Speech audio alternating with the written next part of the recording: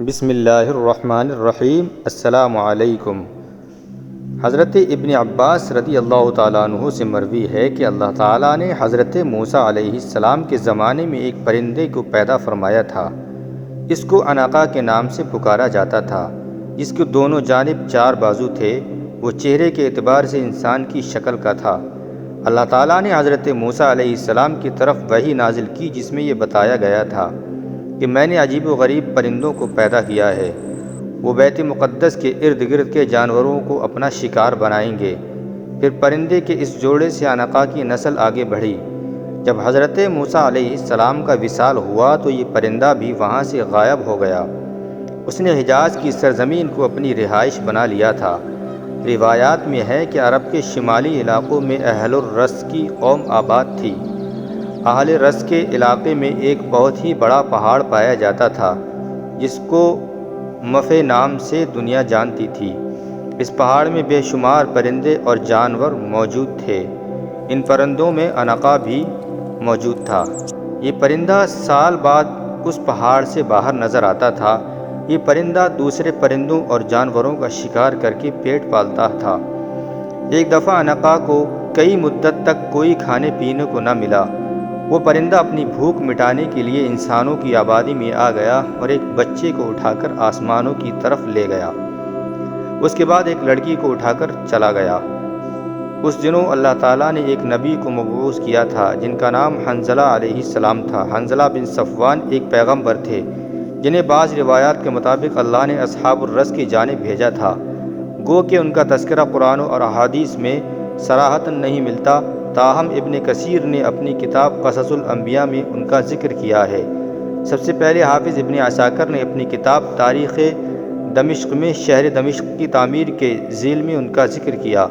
وہ لکھتے ہیں کہ اللہ نے حنظلہ بن صفوان کو اپنا پیغام دے کر اصحاب الرس کے پاس روانہ کیا، لیکن انہوں نے اپنے پیغمبر کو جھٹلایا اور انہیں قتل کر دیا۔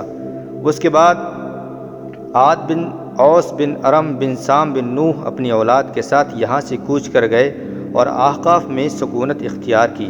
اللہ تعالیٰ نے اصحاب الرس کو ہلاک کر دیا۔ عربی میں عنق گردن کو کہتے ہیں، چونکہ اس پرندے کی گردن لمبی ہوتی ہے، لہذا اس نسبت سے اسے عنقا کہتے ہیں، جبکہ فارسی میں اسے سیمرغ کہنے کی وجہ یہ ہے کہ اس میں 30 پرندوں کی خوبیاں پائی جاتی ہیں۔ ہندی میں یہ اس لیے امر پکشی یعنی سدا زندہ رہنے والا پرندہ ہے کہ یہ مر کر دوبارہ جی اٹھتا ہے۔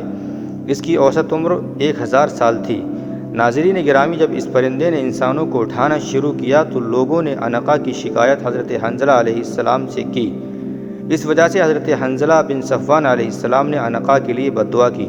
اللہ تعالیٰ نے پیغمبر کی دعا کو قبول کرتے ہوئے عنقا پر آسمانی بجلی نازل کی، جس کی وجہ سے عنقا برباد ہو گیا۔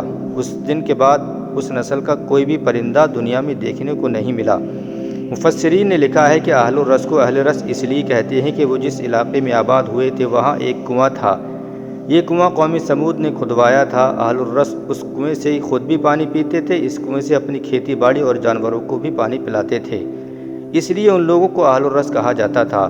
ان کا ایک بادشاہ جو الوس نام سے مشہور تھا، جب وہ اس دنیا سے چلا گیا تو شیطان نے اس قوم کو گمراہ کرنے کے لیے اس کے جسم میں داخل ہو گیا۔ اہل الرس نے اپنے بادشاہ کے جسم سے یہ آواز سنی کہ میں نہ کھاتا ہوں اور نہ ہی مجھے موت آئے گی، میں ہی تمہارا معبود ہوں۔ اس طرح وہ قوم کفر اور شرک میں مبتلا ہو گئی۔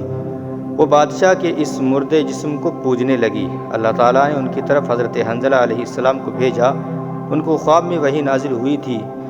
اہل رس کو حنظلہ نے بتایا کہ بادشاہ مر گیا ہے، یہ بادشاہ کی روح نہیں بلکہ یہ تو شیطان ہے، آپ سب کو گمراہ کرنے میں لگا ہوا ہے۔ تم سب شرک سے توبہ کرو، اللہ تعالیٰ کے سوا کسی کی عبادت نہ کرو۔ وہ قوم حضرت حنظلہ علیہ السلام کی باتیں سن کر آپ علیہ السلام کے دشمن ہو گئی۔ بات یہاں تک جا پہنچی کہ ان لوگوں نے اپنے پیغمبر کو شہید کر دیا۔ آپ علیہ السلام کو شہید کرنے کے بعد اس کنویں میں پھینک دیا تھا۔ اللہ تعالیٰ کی طرف سے اس قوم پر یہ عذاب نازل ہوا کہ وہ کنواں بالکل خشک ہو گیا۔ جب کنواں خشک ہوا تو کچھ دنوں کے اندر اس قوم کے سب لوگ پیاسے ہی مر گئے۔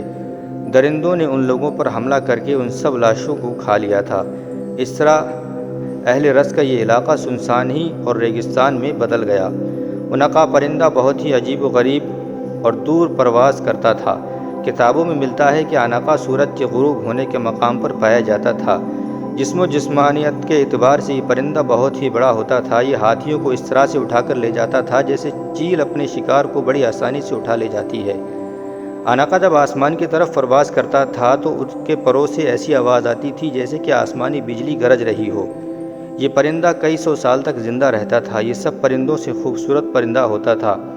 بعض مفسرین کا خیال ہے کہ عنقا صرف ایک افسانوی پرندے کا نام ہے، لیکن بہت ہی قدیم کتابوں میں کہانیوں میں عنقا کا ذکر مختلف ناموں سے ملتا ہے۔ قدیم مصر کی تاریخ میں عنقا کو بینو نام سے جانا جاتا تھا، جن کی مثال مصر کے قدیم کھنڈرات میں نظر آتی ہے۔ کہا جاتا ہے کہ قدیم مصر میں عنقا کا ایک مندر بھی موجود تھا، جس مندر میں عنقا سال کے بعد چکر لگاتا تھا۔ ہندو مذہب میں عنقا سے ملتا جلتا ایک پرندہ گرودا کے نام سے مشہور ہوا ہے، جسے دیوتاؤں کی سواری مانا گیا ہے، جو اس کائنات میں اڑنے کی صلاحیت رکھتا تھا۔ ہندو مائنالوجی میں گرودا کو پرندوں کا راجا مانا جاتا تھا۔ جن پرندے کا جسم انسان کی طرف ہوتا ہے، ان کے ہاتھ اور پاؤں ایک بڑے باز کی طرح نظر آتے ہیں۔ چین کے لوگوں کا یہ کہنا تھا کہ یہ پرندہ جس جگہ سے گزرتا تھا وہاں خوشحالی آ جاتی تھی۔ اس طرح یہودیوں کے نامی ایک پرندے کا نام ملتا ہے، جس کے بارے میں کہا جاتا جس کتابوں میں ایک ہے، یہ پرندہ جنت کے باغوں کے پرندوں میں سے ایک پرندہ ہے۔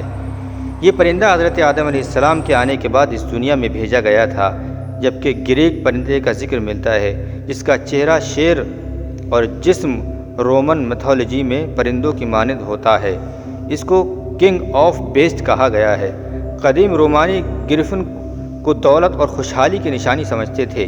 گریفن شمال کی پہاڑیوں میں رہا کرتا تھا، جہاں یونانیوں کے مطابق اپولو دیوتا سال میں ایک بار ہی ظاہر ہوا کرتا تھا، اور گریفن ان کے خزانوں کی حفاظت کیا کرتے تھے۔ ایک مفسرین کے مطابق جب سکندر اعظم دنیا کو فتح کرنے کے لیے نکلا تو اس کا سامنا گریفن سے ہوا، جسے اس نے پکڑ کر قید کر لیا تھا۔ کہا جاتا ہے کہ سکندر اس پرندے پر سوار ہو کر ایک 7 دن کے سفر پر بھی روانہ ہوا تھا۔ اتنی زیادہ تہذیبوں کے مطابق عنقا کی تصویریں، پینٹنگ اور مورتیوں سے ظاہر ہوتا ہے کہ اس طرح سے پرندے اور جانور پرانے زمانے میں ہوا کرتے تھے۔ لیکن بات یہ ہے کہ انسان اس پر یقین نہیں کرتا جب تک اس کو اپنی آنکھوں سے دیکھ نہ لے۔ اس طرح ڈائناسور کو بھی ہم نے اس وقت ہی مانا تھا جب ہم اس کی باقیات حاصل کر چکے تھے۔ ہو سکتا ہے کہ ہم کو عنقا کے بارے میں بھی جانکاریاں مل جائیں، جس سے ہم کو پتہ چل جائے کہ عنقا جیسا پرندہ بھی قدیم زمانے میں پایا جاتا ہے۔ دوستو، آخر میں یہ بات کہی جاتی ہے کہ یہ ساری جانکاریاں انٹرنیٹ سے لے کر کے آپ کی خدمت پیش کی ہیں۔ کوئی بھی غلطی ہو اللہ تعالیٰ معاف فرمائے۔ ویڈیو اچھی لگے تو لائک و شیئر کر کے چینل کو سبسکرائب کریں تاکہ ایسی ویڈیوز ہم آپ کی خدمت میں پیش کرتے رہیں۔ السلام علیکم ورحمۃ اللہ وبرکاتہ۔